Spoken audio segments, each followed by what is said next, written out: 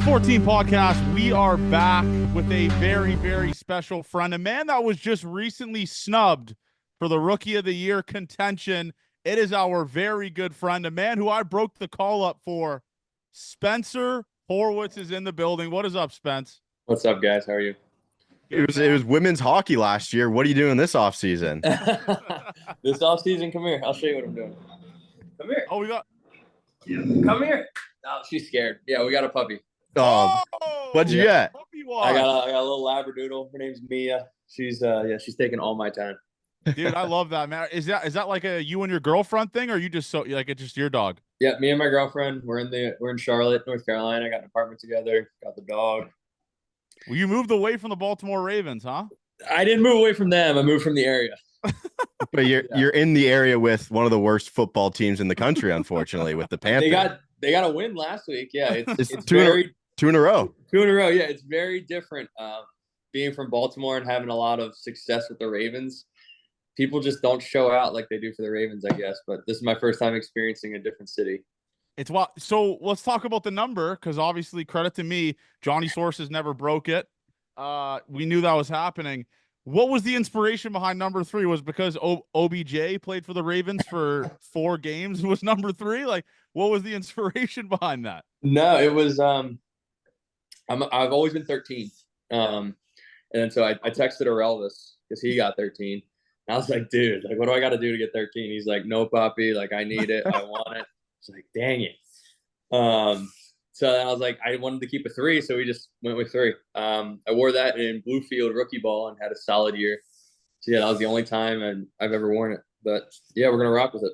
Do you have to buy out jerseys of 48 like the NFL does? No. You just text the guy. Oh, that's so much better than the other way of doing it. Has there been a running joke? Oh, yeah. Oh, whoa, dog reveal. Gate 14 dog reveal. Yeah, that's an adorable dog. That's a great dog. That's a great dog. You're a dog dad. You're a dilf. I am dog dad officially. You're a dilf. You're a dilf. Has there been a running joke? Because me and Avery have been joking about this a little bit. Ernie Clement, our guy, just kind of cucked Juan Soto. Yeah, with the number 22. Yeah. Like, has that been like a running joke in your guys' group chat? Like, what the fuck's going on here, Ernie? That's a smart play because he's gonna have to pay up if he comes. That's a good play by Ernie. Dude, I saw that and I was like, so we obviously knew about yours, and Ernie always would tell us like how much he disliked his number. Yeah. But the number 22 was just such a power move when the Jays are in contention for like the biggest free agent ever besides Juan Soto. I'm gonna take his number. It's like if the Jays were in contention for like Bryce Harper just taking 34. Exactly. He's I think Ernie's looking to get a house, so I think that's what he's doing. That's a good price point to go off of. What else you been doing off season? A lot of in the lab right now, or was it a relaxing time once the season ended? Yeah, this is the first time this off season I was dead at the end of the season, just emotionally, physically, just draining.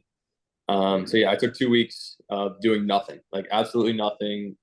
That's kind of what inspired me to get Mia. I was so bored. But yeah, it was just sitting on the couch, just nothing. And it was great. But I'm starting to ramp back up, getting in the weight room and getting it rolling. So you're living life like us, like the common sports fan. You were just enjoying it on the sidelines, watching NFL football. I mean, do you watch baseball when the season's done? I watched some of the playoffs. Not all of it. It was just like, if it was on, or I was actually in Nashville for that Freddie Freeman walk-off grand slam, and that was wild. That bar was going crazy. Yeah, we were at the bar too. It's great. Yeah. Dude, it's like, are you like us though? Like, because obviously me and Avery don't watch and listen to other podcasts. Like, I don't give a fuck about other podcasts, but like, are you like that where it's when you're in the season, you don't watch any other games, or you don't really pay attention to what's going on around the league besides like what you guys got going? There's just so many TVs in the clubhouses and whatnot. You kind of keep up with everyone, and like you know like who's doing well, or if it's I think West Coast is a little harder. So like when we play a West Coast team, you're like, oh, you'll see like Julio's having a sick year or something. Like, so there'd be a little more separation there. Yeah, it's like some of the random relievers we'll see on a West Coast game. It's like, I've never seen this guy play baseball in my life. Yeah, that's how I was when we faced the Diamondbacks. Martinez. Oh my! The guy throws 1,000 miles an hour. I was like, who is this guy? And I was like, geez. But yeah, he was good. Yeah, man. I mean, yeah, you see guys like that are just absolutely crazy. But I wanted to go into last year. Obviously, you started out in AAA, then you get the call and you just absolutely fucking rake. What's the biggest difference you've noticed because you've been in the league longer from AAA to big league pitching? It's the better stuff and a bigger strike zone. It's pretty much that simple. It's you got the best pitchers in the world, and compared to the strike zone in AAA, you're getting that half inch off, and it's like I take it, and I'm like, that's not a strike in AAA, but it's a strike here. So are you a pro? What's it called? ABS? Is that what it's called? I think every hitter's pro ABS. Every pitcher is not. Have you seen the check swing ABS stuff? I haven't, but I've been hoping for one of those for a long time. Oh, you do not want it, brother. No, he does. No, he does. It's good for the hitter. Dude, it looks like it looks like you can go all the way around. It looks like it was insane. I want it because sometimes if you get banged on a bad check swing, it's very frustrating. Yeah, that's fair. I mean, I saw a video of it, Abe, and I was like, man, this is like the roughing the passer call in NFL. Like, you don't know what it is. You just have no idea. I think that's the point of it. Give it clear. Like right now, there's no clear cut because it's technically if you make an attempt at the ball. Well, nobody who's doing a check swing is making an attempt at the ball. That's fair. That's fair. And I mean, obviously this year for you, you just the righty fucking smasher. We talked about every stat in the book. You're a better hitter off of righties than Freddie Freeman. All these big dogs. What was kind of clicking for you this year? Was it the approach? Was it the preparation you had going into games? Because I mean, again, like you were raking. Yeah, I'd say growth. Yeah, I didn't have Matt Haig in AAA to start. I had Ryan Long, and everyone knows I'm a Haig guy, and he's been with me since AA, and I give him so much credit for my success. But I realized he taught me a lot too. He wasn't just a crutch anymore. He was also like that wise samurai that like, oh, now you go. And yeah, that was kind of the conversation we had when he told me he was moving on to Pittsburgh. When did you get that call that he was moving on? I got it 2 days ago at like 11 p.m. I was like, this is a weird time for him to be calling. Oh. And I was like, I answered the phone. I was like, is this good news or bad news? He's like, it's news.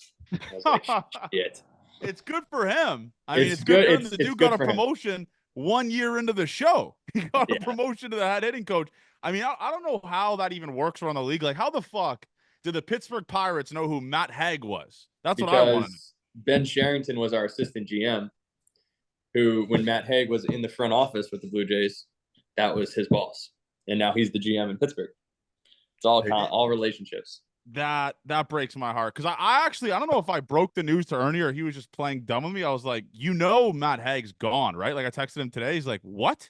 It's like, yeah, we texted today about it. Yeah, he's on the Pirates. I was like, yeah, Ernie, man. And I mean, Ernie loves him too. Everyone loves him. It was what every hitter I've talked to, even Wagner, Loper, Fido talked about. Everyone talked about it. It was like refreshing having like a younger guy be a hitting coach because who's been there, right? Like, what was his philosophy like though? Like, was he like more hands on, or was he just kind of stay away-ish? For me, because we go back years. He was my hitting coach in 2021 in New Hampshire, and I really didn't like him in New Hampshire for like the first month. I was like, I'm not working with this guy, and like, but everyone, like, because it's like in pro ball, it's kind of like grades. Like the grade above you, like you have friends, but like those aren't your boys. But then like it kind of gets blended as you move up, and all the guys that were in AA, we were in high A. They loved him and raved about him. And I was like, I'm not sure, like, don't know. And he like let me be for the first month. And then I finally came to him like when I was hitting like 240, and I was like, after freezing my butt off in April, I'm just like done. I was like, I'm done sucking. Like, we need to revamp this. He's like, yeah, it's about time. I was like, okay. So we started doing early work, and he has his lingo, and it was really hard for me at first to understand what he was saying, because I'm not. Before then, I was a hitter. I just go out, see ball, hit ball, and he really turned me into, number one, understanding what pitchers are doing, trying to do, how their pitches are going to play, but then also figuring out my swing, what is the feeling that I'm feeling versus what's actually happening. Makes a lot of sense. With your swing progression right now, I saw the drill. I forget who posted it on Instagram of you were in a set of weights with the straps to the back. Is your issue, you think, staying back, like backside getting through, or what's your kind of crutch, your go-to in your swing right now? I used to do that drill as well, by the way. You never did that drill. No way, man. We haven't done that drill since 2021. And then we broke it back out this year because we have a sheet. Everything we do, we write down. So I have a sheet from 2021 through 2024 of what I've done. And we're like, when I'm feeling this is what we've gone to, and it's brought success. So it was like, oh, I felt like I was getting smothered by the ball inside. I felt like I couldn't get to it. Boom, we got a drill for it. So, yeah, is that my normal tendency to be forward? Normally not. But yeah, that's what was going on for that month. How quick are you to want to change things? Like, is it a 2-game stretch? Is it just a bad feel? Change things is a big word. I think like minor tweaks. Sure. Yeah, those are happening on a daily basis. That makes sense. For me, it was every game. But I wanted to talk about the boys, like our guys, the roommates, as everyone calls them. How awesome was it to see the type of year that Ernie Clement had? I mean, the guy was DFA'd by the Oakland Athletics last year, and he's a Gold Glove finalist at third base in the American League. Snubbed, absolutely snubbed. But what was it like just seeing that? I mean, the guy was hitting baseballs out of the hitting nukes with balls over his fucking head. Just an insane year for the Earn Dog. What was it like just seeing that front row? Yeah, I mean, it makes it even better that, like you said, he's an awesome dude and he's one of my best friends. But yeah, it was when I came up, he wasn't playing as much, and then he slowly just played his way into more. Yeah. But yeah, he's always been on my ass about doing prep and stretching, and he's much more of a just go get him guy. And towards the end of the year, he was in the cold tubs. He was prepping. I was like, yeah, now you know, like that's how I feel every day. He's the old man now compared to you guys. We had Loper Fito on a couple times, and he was brought in as he'd call himself the fourth roommate, but he said you were cold to him at first. What was the? Yeah, he said he got the Horwitz cold shoulder. What was the vetting process like? That's how I am. I know because everyone was one of our video guys and Davis grew up with Lope. And they're like, oh, you're gonna love him. He's awesome. And I was like, okay, I'm gonna be a dick to him. Like if he's that good of a guy, like I'm gonna see what he's made of. Because like, and I was in a bad headspace in Baltimore. I was stressing because that's home. I wanted to put on, and I was like locked. But no, yeah, I remember like telling him, I was like, dude, I'm being a dick to you right now. And like I thought I took it a little too far once. So I was just like, I gotta cut that out. But then we were good. But now you're fantasy co-managers, right? Yep, we're rocking the league. Big win this week. Okay, yeah, we're doing solid. What's the like? How does the waiver wire work between you two? Like, are you just alphaing him because you have seniority, or like how does that work? There's normally just a text. Like, actually, there wasn't. I do need to talk to him about our quarterback is on a bye this week, and I saw we have a waiver wire in for someone, and I was shocked. I was like, whoa. What are we doing? But I did a little deep. I'll probably just let it go because I don't hate the move that much. But yeah, we normally just text like, oh, who should we start and whatnot. This isn't going out before Sunday. So who's the player he put in for? Oh, it's Bo Nix. So if the Falcons are shitty though. Exactly. So that's why I looked. I was like, okay, like I get it. And he can run a little bit. So yeah, if he makes a good play here, it's on Lope, but if it's bad, it's also on Lope. I love that. Hold them accountable. Yeah. Hold them accountable. But and speaking about football, you're a big Ravens guy, obviously. What's the state of the union here for the Ravens for you? I mean, they are a fucking wagon. Derrick Henry's insane. Derrick Henry nasty. Lamar still doing it. Yeah, I got a few bad losses this year. Big win against Cincy last week. I'm going to the Eagles game. Davis and Lope might be coming with that because they're big Eagles fans. So that's in 2 weeks for Thanksgiving. But yeah, I think Super Bowl, not Super Bowl or bust, because whenever we have Lamar, we're always going to be in it. But our defense got to clean it up. Worst passing defense in the league. So you like a couple of the players came to a Jays game. I have no idea why. You got to meet some of them. What was the deal there? Like, why were they there? Yeah, so it was Tavius Robinson and Zay Flowers. Zay's a much bigger name. I'm sure you guys heard of him. Yeah. Well, Tavius is a Canadian guy. Tavius is Canadian, though. So he was running a youth football clinic in Canada. And I don't know how they got to the stadium or what, but they were just checking it out. I think Tavius is just a baseball fan. So, yeah, they found out I was Ravens fan. So we set up like that meet and greet, showed them around. It was good. Yeah. Did they get any swings on the field? Did you get to see? They swung in the cage. It was solid. But when we were in Boston, Edelman and Gronkowski were there. Holy shit. And they were taking BP on the field, and Edelman was good. Gronk was a little like goofy, like didn't know where all his limbs were almost when it came to swinging. Big thing with you last year is obviously playing second base. When you talk about last year, looking back on it, how do you feel? Is it a big thing from the team telling you, hey, we're back at second base, looking at doing that thing? What was that all about? Yeah, the conversation I had was conversation I've had it for a while. It's TBD. It's get better there, work there, but you're primarily a first baseman. Let's get you really good there, and we'll see how the roster shakes out. But we're not going to abandon second, but it's definitely not going to be my primary. So yeah, it's just we kind of just who knows? Like if someone goes down, maybe I am that guy that slides over, or who knows what could happen, and they like what they see and they put me at second. I don't know, because I played a week of second base in Buffalo, and next thing I know, I was playing second base in Oakland. How would you give your second base? What grade would you give you playing second base this year? This year, I'll give it a B-. Okay.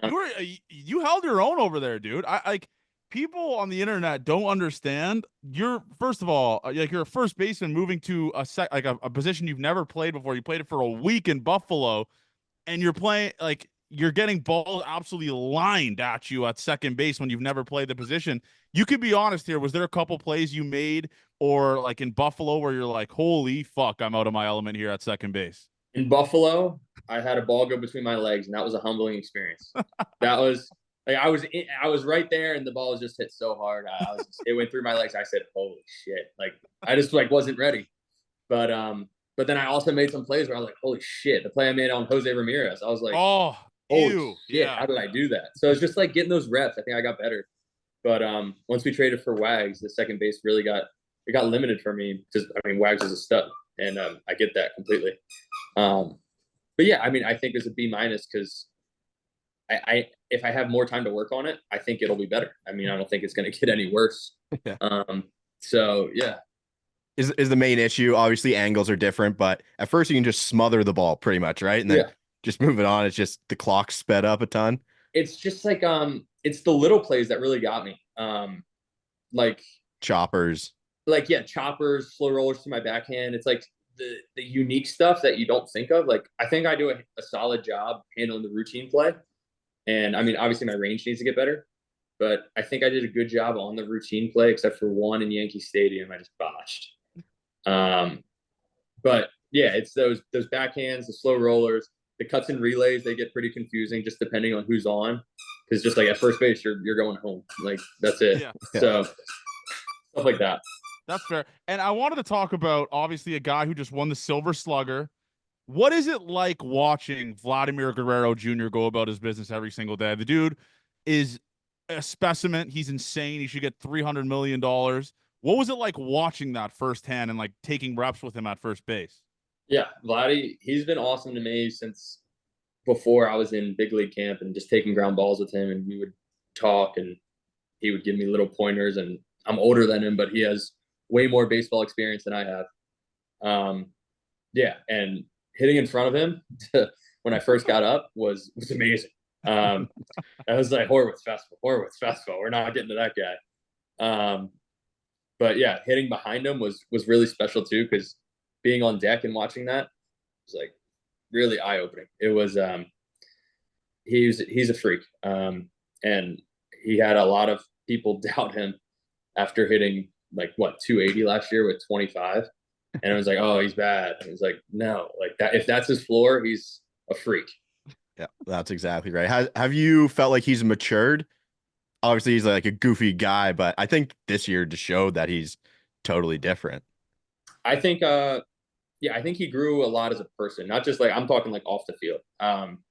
Yeah, Vladdy he's a family man, and he really leaned into them this year in a great way. But yeah, I think yeah, and then at the plate too, you saw it when he was taking his walks. I think that's what he did so well this year was he was slugging and taking his walks. Just ridiculous stuff. Let's speak about you though. I wanted to talk about my favorite pimp job of the season. I've individually texted you about this right after you hit it. The Oakland Athletics ball that you hit to the sun and bat dropped. I want to understand like what your thought process was before that pitch. Were you sitting that and once you got it, your eyes just lit up? Like, because that was one of my favorite at bats the entire season. That ball was fucking launched. I think they should count longer distance if it just goes in the second deck as well. Yeah. It's unfair when it says like 378 in the second deck. It should be added. It stopped. It would have kept going. Exactly. Yeah. Yeah, that was a really, really good one for me. Yeah, I was struggling those first. I think we played Baltimore that series before, and they gave me a fit. They gave me a fit when I was in Baltimore. They gave me a fit when they came, and I stayed in the cage that day before after the game with Haig, and we grinded for like 45 minutes of like, dude, I need to get back. Like, I was getting pissed. Like, I was like, I something's off, and we grinded for like 45 minutes, just us in the cage and everyone else gone, and figured some stuff out. And same thing the next day. Got there early hit, grinded, and my first at bat that day, I broke my bat, but had some good swings. And I was like, okay. And then my next at bat hit a double down the left field line.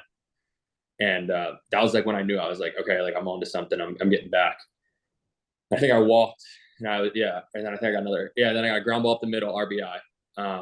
So I was like getting back into it. And it was a 2-1 game. That bullpen pitcher just came. I forget his name, but he was dancing on the mound. He was like having a good time. Vladdy let off. He was like singing his song, and then like he gave like Vladdy like, "Oh, I got you," like one. I was like, "Don't talk to Vladdy like that."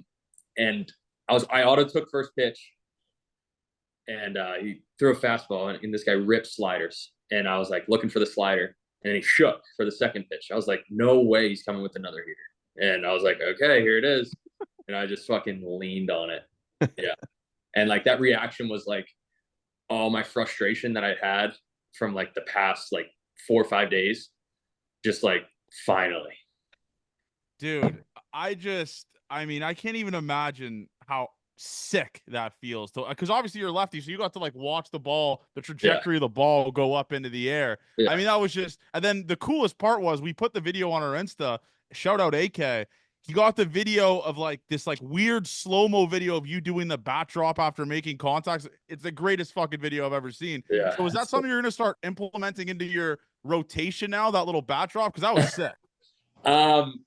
Yeah, I don't know. Like, I don't like when people like slam the bat, but I love when people like do like a very nonchalant drop and then just watch it. I think that's my favorite, like a Griffey, or like a Carlos Gonzalez. Like it's all the lefty guys do a good. Lefties are just better at pimping covers. But yeah, I think stuff like that is way cooler. I'm all in on the Naylor bat spike, honestly. So I know you don't like it, but I think you were teammates with him. That's a little biased. I think the just yell at his own bench and spike the bat's awesome, but the drop is much more respectful, at least. Yeah, I'm not trying to get anyone hit, because when you have Vladdy hitting behind you and you pimp one, he's gonna get one in the ribs.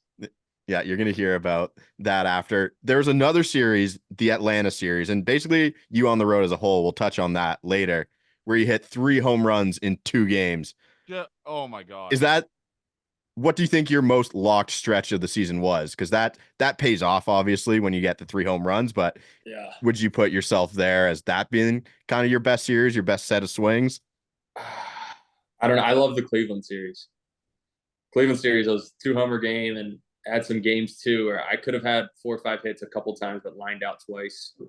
I was locked in Cleveland. But yeah, the Atlanta series was sick because it was a pinch hit homer. I've never done that. And yeah, that was just like I wasn't working on much. Like it was just that was like a simple time where like see ball, hit ball. Like the swing was just good. And yeah, just it was on. How much When video you're are you watching when the swing's going well versus when it's not? When the swing's on, I'm watching video, but I'm taking 15, 20 swings before the game.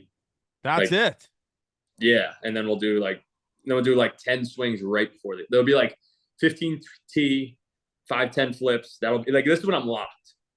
Like 15 T, like 5-10 on flips, and then right before the game, I'll do some machine 5-10 swings, and that's it. Yeah, you're not gonna beat me today. That's how it's feeling. That Yeah. honestly, that is a lot of sports. You don't really have the same feeling as you have when you're like locked in like hockey or football. Like when you're locked in baseball, there is no. I've never been locked in baseball, so just want to make that very clear. There is no fucking feeling like just I don't give a shit what's getting thrown at me. I am launching this ball, Yeah, and that Atlanta series for me was ridiculous. Like the pinch hit home run. Obviously, the Cleveland one was sick as well, but just so many games, such a longer string of games for you this year where you were locked. And is a factor of that the fact that you were playing a lot, as well as kind of going through the learning experiences with guys that are in the same area as you? Like you got guys that are trying to make it in the big leagues, like you got the Davises, Lopes, Wagner. Like, did that make it easier for you that there's tons of rookies there? Yeah, I mean, I think it also makes it easier when it's your friends and Yeah. you enjoy being there and hanging out with those guys. And yeah, and I also got a pretty big runway. Like I remember like being up there and I went like 0 for 6 in like 2 games and then didn't play the next day. And I remember being like shoot, like I got to get it going or like I'm going to go back down. And then I remember Haig saying like, dude, relax, you're good. You're hitting 300. Like it's fine. But I was like, but when you're in the moment and it feels like you go from 360 to 300 real quick, when you have 50 at bats, you're like, shit, like I got to get it going. You've been really open and honest about some of the mental battles. You said you were exhausted at the end of this season. Do you think you did a great job kind of corralling things this year? Some tips and tricks you've kind of got through to be in a good spot? I'd give it a B plus. At the end of the year, I didn't like how I handled it. And like the last week, I was really looking at numbers and I did not like that. But yeah, it was my first time playing. I think I played 155 games this year. Yeah. It was just Holy shit. or like it was 155 or 145. I played a lot of games this year. Like if you combine AAA and the big leagues, and yeah, it was a lot. But yeah, just thinking back from where I was in spring training and just not in the best spot physically or mentally, and then going through Buffalo and how Buffalo was amazing for me, that it was the right thing for me to go there, and then just getting called back up and then going through a great start and then muddling for like a month and then getting it going again. Yeah, it was just a lot. Yeah, I want you to do this for me because I'm a Spencer Horwitz guy. Whenever you're going through the lulls or you're struggling, I want you to verbally assault me over text message. Get it all out. Get the frustration out. Bash me 4-eyed short fuck. Just let it eat. Let it eat on me when things are going bad for you. It'll make you feel better, and then I'll pump your tires. That's what Ben's for. Yeah, Ben gets some of that, and he gives it to me too. It's good because like he can say a lot of shit to me that most people can't. But yeah, he does. He hears a lot of my shit too. Love that. Love that. And then you talked about AAA to the show. I like talking about the off-field stuff. I love asking this to guys that just immediately did it. What is the biggest difference off the field for you from the big league to the show, or from the show to AAA? Like, what was your like, holy shit, I'm in the show moment? Was it like the clubbies just being able to get you whatever the fuck you want? What was it for you off the field? Last year in 23, it was debuting in Texas was sick. Like I didn't realize that in the moment. It's like Texas's clubhouse is nuts. But every time I'm in Yankee Stadium, I think I've been there twice now. That place is wild. Like the food is ridiculous. I mean, lobster, steak, sushi, chicken parm, like ice cream machines, soda machines, anything you could ever want. That place is just like over the top.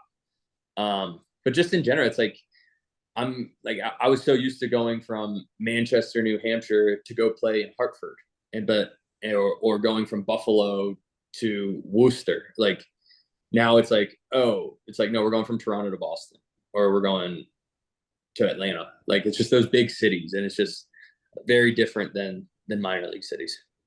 The big thing I looked into your numbers this year is you were an insane hitter on the road. Do you love playing on the road compared to? Is there a batter's eye issue at the Rogers Center we need to address? I don't think so. I didn't know that. What were my splits? I'm pretty sure you hit 300 on the road and 230 at home. Damn. Gotta fix that. I mean, you can't really do anything to fix it. It's just like that's just what the stats are. That's I don't know. Narrative ball. I'll get official ones for you. I'll get official. No, I love hitting at Rogers Center. Just that backdrop it's good, but sometimes the ball flies in better places. Yeah, Cleveland's a great place to hit. Atlanta's a great place to hit. Cleveland fixed their whole thing this year. The little wind tunnel. That's what everyone was saying. It's like, oh man, that place is horrible to hit. And then this year, everyone's like, this is the best place ever. I hit there, and I was like, that's what dead center. I like this place. Is Rogers Center a graveyard? Is it a pitcher friendly park? Like I talked about it with was it Lopes? Yeah, it was Lopes, and we couldn't understand how wind works. That was kind of the problem with the podcast. But the north wind. It was the roof. You also had a problem. It was the roof. I couldn't get either. Yeah.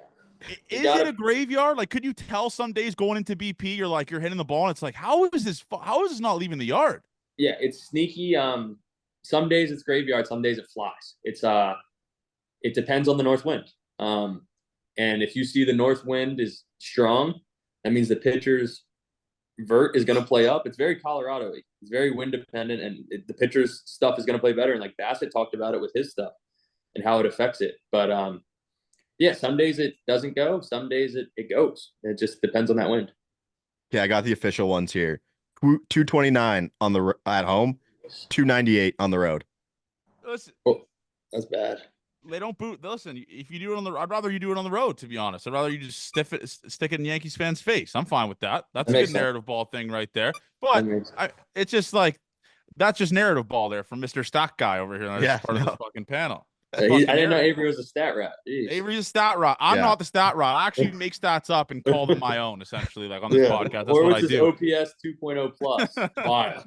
We'll get Johnny a stat this year. We'll figure something out for him. I'd love to get your logic on this, Horwitz. So we went out for dinner with all the pitchers, and I told Kevin Gossman if he told me what pitch was coming, I think I could get a hit off him. And what's your highest level of baseball? Junior college. Were you good? What'd you hit your best junior college year? 185. 185. But no, but okay, it was a wood bat league. It was a wood bat league. And I was sitting a lot. I mean, I was the opening day starting first baseman back-to-back years at JUCO. Then I lost the job 2 weeks into the season, obviously. You broke your ankle running to in and out.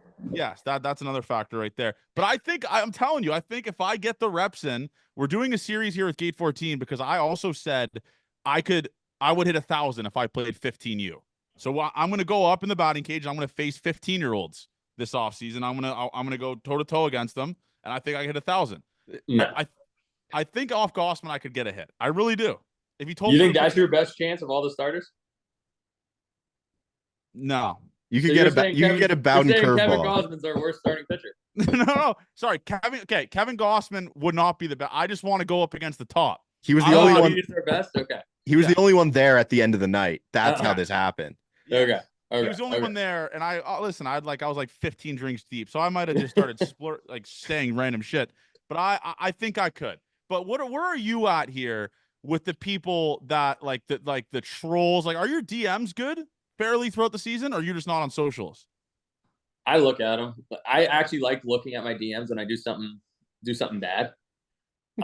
Just to kind of like keep receipts and get some laughs. Some of them are brutal. Some of them are like, damn.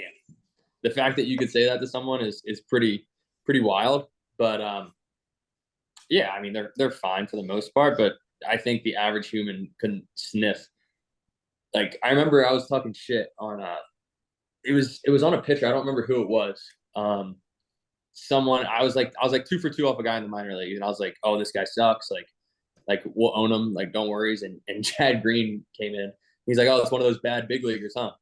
And I was like, you got me there. Yeah, like because like when you think about it, if you're in the big leagues, you're doing something right. And if you're in the big leagues, you're kind of him. In baseball. It's fair. It's fair. So I just want to thank you for what you did this season raking, because Old Takes exposed 10 to 15 people on Twitter who said like this wasn't sustainable for you. So I do want to thank you for that, because it made me look like a fucking genius on Twitter. And there's one guy that I won't name. It's his initials are BJBB on Twitter, and he said you couldn't sustain it and Calvin Biggio was a better option. And then you just raked and was one of the best hitters against righties. So I just fucking put him in the 6 feet under. So I want to thank you for that.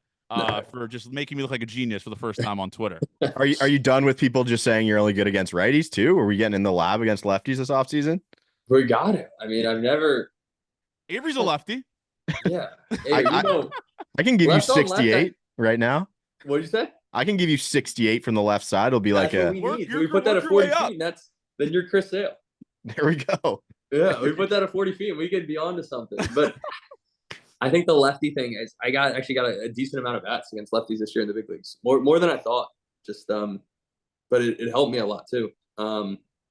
Yeah, I don't mind facing lefties. I think the only thing I know I don't slug against lefties as much, not nearly as much, and that's okay. I'm cool with that. If I go hit 270 off lefties and I'm hitting my 300 off righties, and 290 hitter, like that's pretty solid. That'll play. But yeah, I think I actually handled lefties a little bit better than my numbers say. I want to say I was a little unlucky. That's just a guess. But yeah, I think it needs to get better. I can give you a 237 BABIP against lefties. That's unlucky. That's unlucky, right? Unlucky. Yeah. That's unlucky. That's unlucky. I want to talk about, again, off-field stuff. What's the pregame music shuffle like for Spencer Horwitz? What are you firing pregame in the headphones or when you're walking to the stadium? No headphones, whatever's on in the locker room. Really? Yeah. Springer on the aux. You never get control over it? You never get to put your song on? I'm not a huge get on the aux guy in the locker room. I'll play a song or two. But they'll chirp your music if you get on it too long? If you're on it at the wrong time, they'll chirp you. If it's you got a 7:00 game and you're touching it around 6:20, don't be doing that. I respect that. And the next thing off the field stuff, we got to talk about the greatest trend that was brought back to the baseball world that made my heart happy: the fight necklaces. Avery, I mean, I ordered one off Amazon, still not here.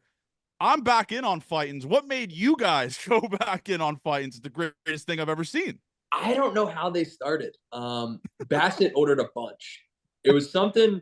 I think the bullpen was gonna wear them, and then it was like a good idea in the moment. They were like, "Nah, we're not wearing these," but a lot of guys did wear them. But then I was like, "Yeah, I'll rock a." I actually broke my necklace in somewhere, and I was like, "I need a necklace." I felt so naked without one. I put a fighting on. I think I hit a bomb my first game with a fighting on, and I was all in on fighting.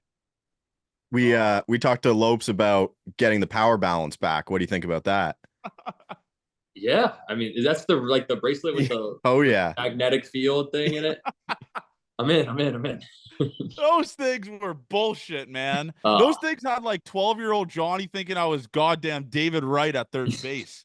I'd be putting those things on, like, holy shit. My balance is insane right now. This is wild. These things were insane. And then the next thing is the shimmy at second base that you guys do when you hit doubles. I think you might have been the first one to do that. What did that who started that? It was from a movie. It was from Talladega Nights, and they hit a little shimmy in there, and we were watching it, and we're like, we're gonna do that. I love that shit. Yeah, I love that shit. There was a ton of different second base sellies as well, so it's always good. Who's the Talladega Nights guy? Is it Ernie doing and Davis doing all those Will Ferrell movies? Because they give a couple of those quotes in the chat from time to time. Yeah, it's just. We had a movie night at their house, and I think we watched it. We didn't even make it all the way through, but we were like, "That's it, right there. We're doing that tomorrow." They're like, "Can we do that?" I was like, "Yeah, we're doing it." What was it like, or how much did you hear when it was time for you to kind of get called up? How much noise were you hearing from outside people? Like, "Hey, this might be your time here soon." Because it seemed like everyone in the world knew you were going to get called up, and we were just waiting for the day for that to happen. It was really weird. That week in Lehigh was pretty weird. Yeah, I had an idea I was going up, but I didn't know when. Or I think I was there for 2 or 3 games. Yeah, I flew out on a Thursday. Or no, I flew out on a Friday. So it was probably 3 games I was there. And yeah, my phone was blowing up right before my last game there. Bowden texted me. He's like, "Are you on a plane?" I was like, "No." I was like, "I have a game in like 10 minutes." He's like, "Dude, you're coming up." I was like, "What are you talking about?" I was like, "Okay, I guess I'm going." But there was a lineup change too right before that game. Like I was playing second, and then I switched to DH like 20 minutes before the game. I was like, that could be something. Like I don't know, but yeah, I think something they needed me to play there for some reason. But yeah, I had a few texts after that game too, like during the game, like congrats. Love that. And the last thing I wanted to talk about going into next season, like what are some things you are working on? Because you talked about 155 games is absolutely fucking insane, by the way, for a full season. Like what are some things you are working on going into next year? Yeah, I need to come into spring healthy. I did a bad job of that last year. Yeah, I tried to get too strong and too big, and like that's all I was focusing on was bench press, squat, meathead stuff. Old school. Yeah, old school. I was like, okay, like let's, because yeah, I was gonna play first base. That was like they're like, you're gonna play first. We want some more power out of you. I was like, okay, let's go all in on that. And then come June, I'm playing second base, so it was just like, yeah, it wasn't good on my body. I went about it the wrong way. I came in 210 pounds to spring training, and I normally come in around 200. So yeah, I'm at fault for that. But yeah, I'm working on right now. I'm lifting, getting stronger, doing a lot of Pilates. It's I love Pilates now. It's been great. A lot of single leg, not fun movements, but I need it. And yeah, and then we're gonna start hitting here soon in about, what's the day? About 3-4 weeks. Yeah, 3 weeks. I'm gonna start hitting, and yeah, first week will be nice and easy, and then I'm gonna do a little bat speed training just to. My baseball savant says my bat speed isn't great. Bat speed doesn't have to be great though. Yeah, but if you have a good quick launch and good bat speed, that's elite. It's true. I have a good quick launch, but my bat speed is a little below average. So if we crank that up, maybe that'll help. But we got to do it the right way. Yeah, love that. Yeah, that's pretty much it. All right, my last thing. Do we have some goals that we've set for next season? Have we sat down, done any of that stuff? And if not, Johnny and I can help set them. Let's hit 20 bombs. Let's fuck around and hit 20 bombs next year. I was thinking 50 extra bases. However it comes. 50 extra base hits. That works. Pretty good at 35-15, that's fine. When you hit that 50 mark, we'll take you to Jacobs. On gate 14. I haven't been to Jacobs yet. Yeah. We'll take you to Jacobs on gate 14. I won't be paying. No. We'll go 60. 60 for you guys to treat. Okay. 50, deal. 50 I treat, 60 you guys treat. I love that, man. Listen, Horwitz, man, you know we've always been ride or die for you ever since the day I announced the call up. I think before, actually, prospect nerd idiot Avery over here hinted at Spencer Horwitz being a good option for the Toronto Blue Jays a couple weeks before he got called up last year. So you know we've always been a Horwitz guy, man. Horny for Horwitz shirts will be coming out next year. I've talked to the graphic designer. We will be getting Horny for Horwitz shirts. Will they be allowed in the Blue Jays clubhouse? Probably not. Maybe we can do something a little bit more PG. Happy for Horwitz, some shit like that. I'll figure it out. But anyways, man, we'll see you at spring training. We'll be there. There'll be a gate 14 house again next season. Keep doing your thing, man. Loved what we saw from you this year, and it couldn't happen to a better guy. So we appreciate how much you ride with us, and you're our guy forever. So keep doing your thing, man, and we'll see you in spring training, man. Really appreciate you coming on here. Nice, man. Perfect. Did you order the 3 jersey? I'll get the 3. Do you want me to get the 3 jersey? You showed me the 3, and I was like, oh, he ordered one. So I'll get the 3 jersey. I'll put it behind me here. Yeah, I mean, you're a pitcher guy. 3 jersey. Do you have to get the City Connect one? Do you like the City Connect? Yeah, I don't have the City Connect. I'll get the City Connect 3 Horwitz for sure. I like the City Connect. Is it still baby blue though, like as the best one? I really like the City Connects. The pants fit great on City Connects. Really? That's why I like them. Yeah, I'd say the baby blues one. It's anything but the gray. I just don't love our grays. Yeah, I think we have like okay grays. Yeah, I don't like gray in general on any team. Like it's not our grays. It's just like grays. It's like great. That's fair. All right, Horwitz, man. We appreciate you doing this. Thank you guys for listening. Make sure you guys like and subscribe, and we'll see you guys next week.